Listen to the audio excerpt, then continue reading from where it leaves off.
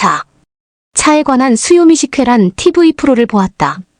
나는 차를 별로 즐겨 마시는 편은 아니지만 늘 관심은 가지고 있었다. 차의 역사는 아주 오래전부터 시작이 되었다고 한다.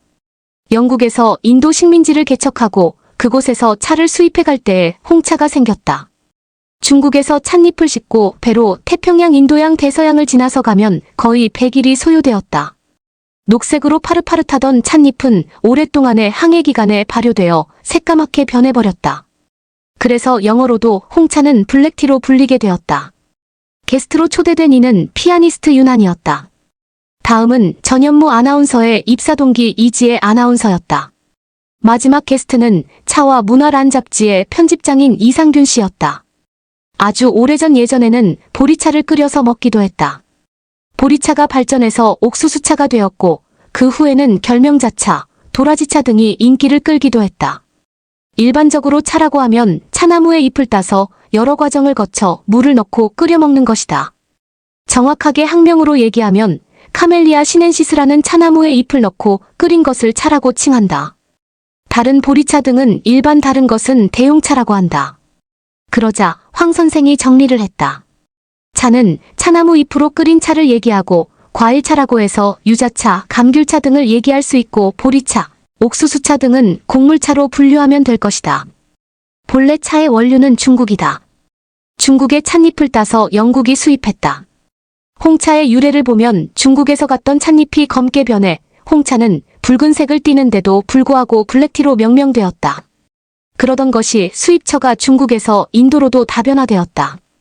영국에서는 잉글리시 블랙퍼스트란 차를 아침에 주식처럼 그렇게 마신다.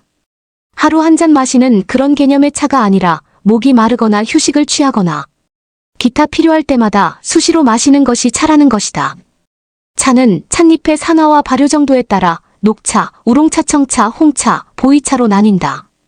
녹차는 산화 정도가 10% 이하인 것을 칭하고 우롱차는 15% 70% 산화한 것을 말한다.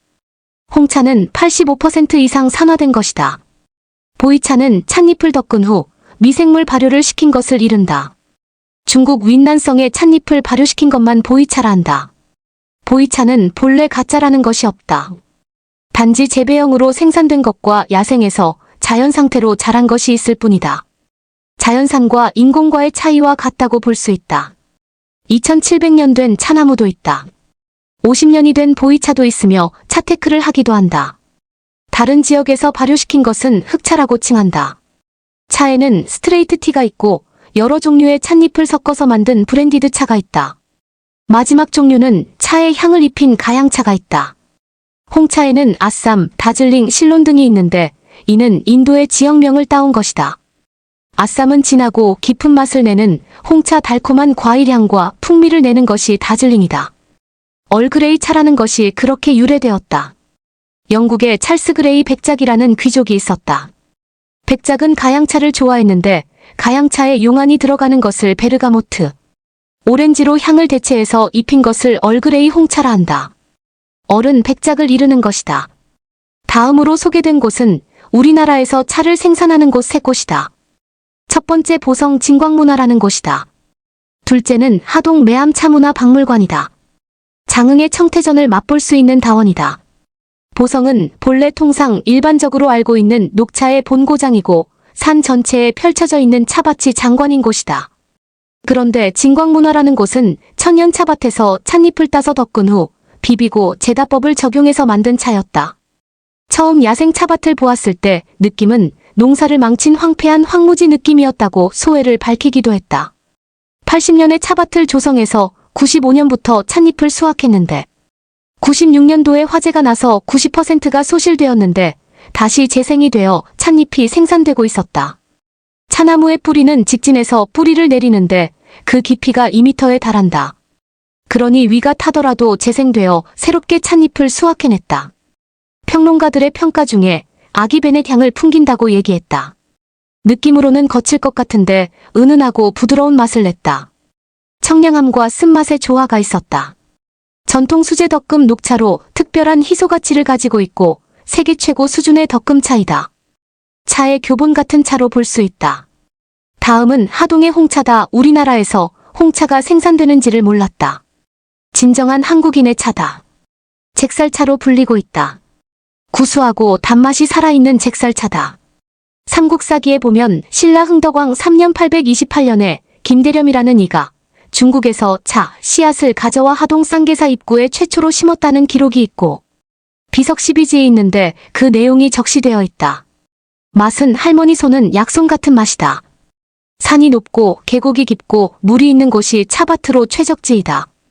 눈앞에 시원하게 펼쳐지는 차밭이 한 폭의 풍경화 같다. 외국 홍차는 대엽종인데 반해 우리 홍차는 소엽종으로 녹차와 홍초의 중간 맛으로 볼 수 있다. 제조법은 찻잎을 딴 뒤 선별 과정을 거쳐 그늘에서 하루 정도 말려주고 햇빛에서 2-3시간 말린 후 그 다음 손으로 비벼 향이 나게 한다. 잘 비빈 찻잎은 과일 향이 날 때까지만 저온에서 산화시키고 온돌 위에서 하루 정도 건조한 후 비로소 맛나게 된다. 그런 후 과일 향이 가득 담긴 잭살차를 만날 수 있다. 시트러스 향 또는 꽃향이 느껴지기도 했다. 윤허는 맨델스존의 봄의 노래 같은 느낌이라 평을 하기도 했다. 마지막은 장흥 청태전이다. 전이라 해서 이제 먹을 수 있겠구나라고 생각했을 정도였으리라 오해였다. 맛을 본 게스트들의 평은 침이 고인다. 쓰지 않은 약 같은 느낌이었다. 몸에 좋은 약은 쓰다는 말이 있다. 밍밍하다는 느낌도 있었다. 25분의 기다림 후 맛본 느낌이었고 주인장은 그게 매력이라고 설명해 주었다. 산림 속에서 자란 차나무다. 부드럽게 힐링되는 연한 맛이다. 이 시간 우려내는 동안 노란빛 붉은빛으로 변화 과정을 거치며 천년의 역사를 품은 발효차다. 청태전이라는 의미가 푸른 이끼가 낀 동전이란 의미다. 찻잎을 따서 가마솥에 쪄낸 후 절구에 찧어서 동전 모양을 만들어 구멍을 뚫어 만드는 것이 청태전이다. 옹기에 넣어 1년 이상 발효시켜 만든다. 할머니들이 비상약처럼 챙겨주던 것이 청태전이었다. 최고의 차의 첫째 조건은 맑아야 한다. 둘째는 청량함이 있어야 한다.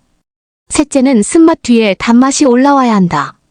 그런데 일상에서 만들어 먹을 수 있는 차는 큰 생수통에 티백을 넣어놓고 하루가 지나면 제대로 녹차가 우려나와 마시면 그것이 최고의 차라는 것이다.